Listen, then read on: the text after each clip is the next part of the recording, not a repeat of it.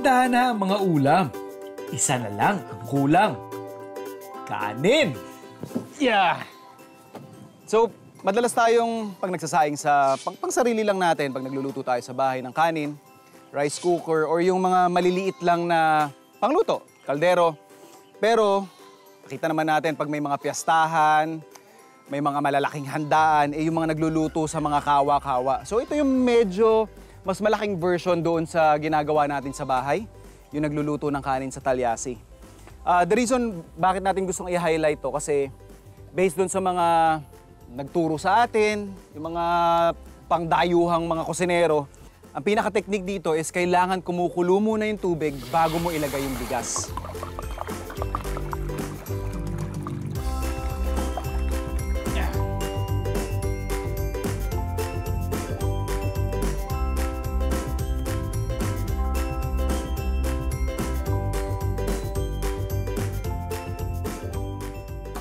Antayin lang natin kumulo yung tubig, saka natin ilagay na yung bigas.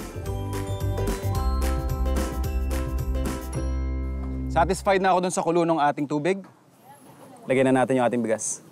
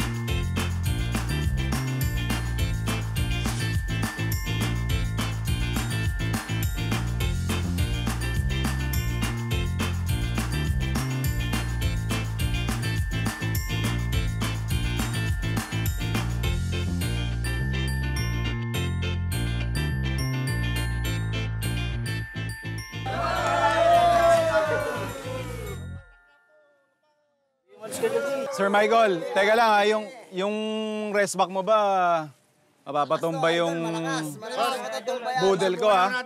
Ay, wala, mahina! Tutumba yung budel ha? Okay, atak! Atak! Kanya-kanyang pitas na lang po dyan ha? Ay, juicy oh. Brother Anchit, mapapahiya yung tropa mo pag hindi tumawab ang budel ko ha? Kung ano lang po, ibabalot lang. Sige na po, laban na. Kanya-kanyang pitas na. Fight! Bira. Enjoy. Sige po, sasali ako dyan.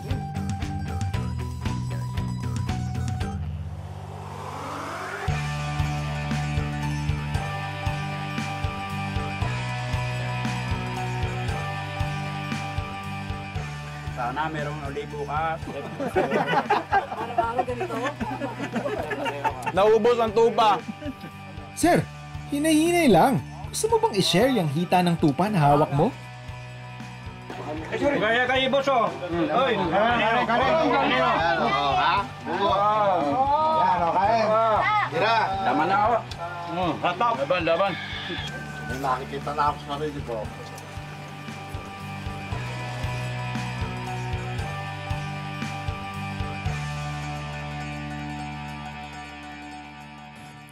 Sabi ng iba, iwasan daw ang magnegosyo na kapartner ang iyong kapamilya.